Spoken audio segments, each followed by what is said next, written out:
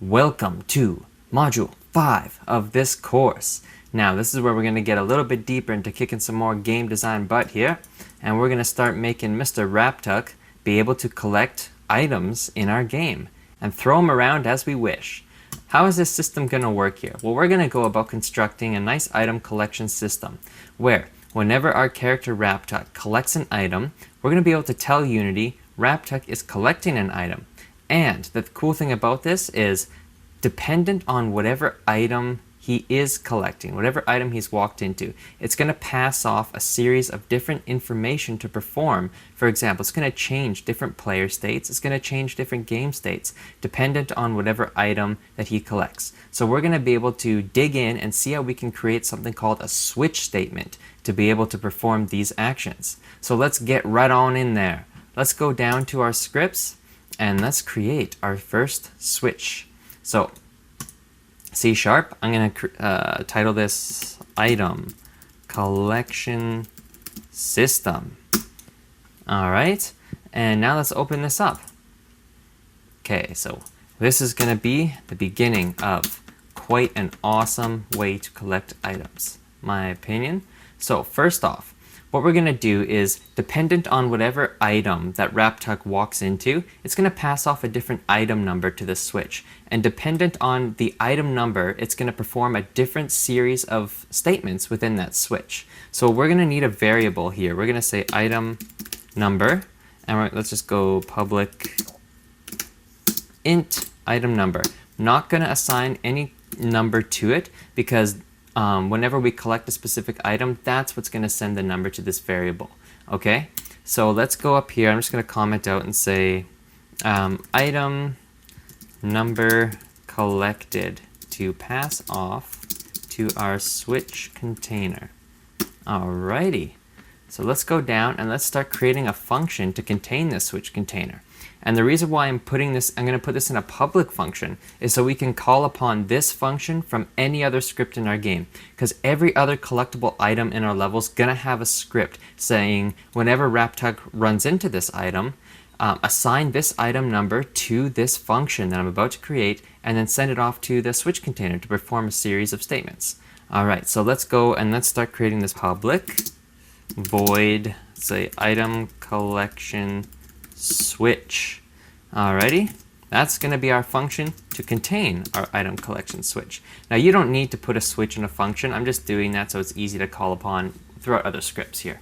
Let's create our very first switch. All you need to do to create a switch is just say switch. Done. You have your switch. Okay, so that's the first step. Now we have our switch. We need to say which variable is this switch dependent on. Okay, so this is dependent on our item number. So that's the variable this switch uses. So now let's go make our house and let's create the series of different cases that this switch will perform based on the item number. All right, so case 1 will be called upon when we have item number equal to 1. It'll perform the statements within this case. And then let's just carry on. So you just want to end it with a dot dot, not a semicolon, but the dot dot deal. I'm not good with knowing what those are actually called. This first case is going to collect dagger.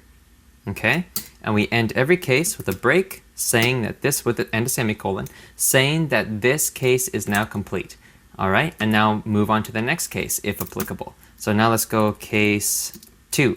If item number variable is equal to the number 2, it'll perform these statements. End it with a dot dot, and let's say collect key.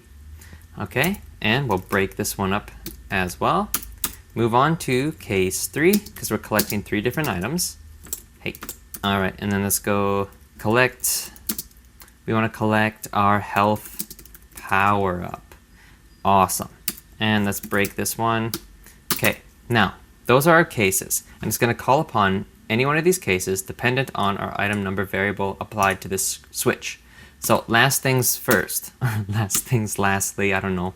We need to apply something. And this is what's going to happen if it calls upon this function, which is calling on this switch from any script, but the item number doesn't match any of these cases. Well, what does it do? Rather than just error and messing up, let's just give it a default function to perform if none of these are true. And what I'm going to do is at the end of each of these cases, no matter what it is, I'm going to say set item number to 0, which will go to another random number, which will perform this default function. And I'm just going to say play the item collection sound. Let's go play item collection sound. All right, because I want it to collect the item, perform those statements, and then just play a cool little sound effect saying, boom, you have this power up or something like that. So it's just a way of utilizing this switch container to its full potential. All right, and we'll see how this all works as we carry on here. So let's break this one up. Done. We have constructed our switch container. All right, let's add a comment here. Let's just say item collection switch function to call on item collection. Okay, cool. So there we go. I've just roughed this in here with the base structure, putting in comments to let us know what we're going to need to be doing in here. We now have seen how we can create a switch container and how we're going to use it with our item collection system. All right, so now let's go ahead and test this out to really help you understand and see how this is going to work. So I'm going to quickly do, let's say collected dagger. Just going to create these here. Oh, don't want to do that. I'm going to put some print statements here so we can visually test this out and really understand what's going on here. Collected health power up. Okay, and I'll just say default. Play sound. All right, so there's our switch container for testing complete. I'm going to close monodevelop, and I'm going to assign that script to anything in this case right now, just the game state for testing purposes. So let's go back there. Item collection system. Apply it. Okay. So remember how I put those print statements depending on what our item number is to print off what to perform. Let's see how this item number corresponds to how we set up our switches. I'm gonna hit play. Before I hit play, I realized I made a mistake here. I need to actually call upon that function in my switch. So let's go to item collection, and this public item collection switch function, I'm gonna call it. I'm gonna say item collection switch and call upon that custom function we just made.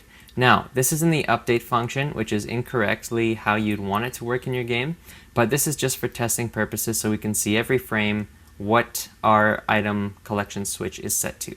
Okay, so let's see. We should be seeing, right now, item collection switch is set to nothing, but let's go to our game state and let's just hit play, run our console, and see what's happening. Okay, so it's being called every frame. You see how this is going? Default, play sound. Because item number 0, that's not any of our cases. So when I set this item number to 1, it should be printing out, you have just collected the dagger. So I'm going to set my item to 1. There you go, collecting the dagger now.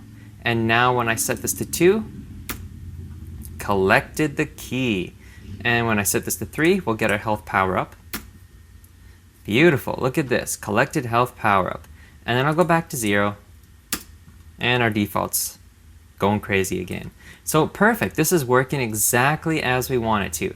So what we need to go ahead and do now is we need to actually put these items ready to collect in our game, and whenever we run into the dagger, we need to set our item number to 1 and call upon this function. And when we collect that key, set it to 2, call upon this function. And when we collect the health power up, set it to 3 and call upon this function as well to perform those statements. All right, so in the next lesson, I'm going to carry forward with this switch statement creation, and we're going to replace those comments with actual statements to perform the collection properties that we need. Stay tuned for the next lesson, and we're going to dig a bit deeper into these switches. I'll see you there.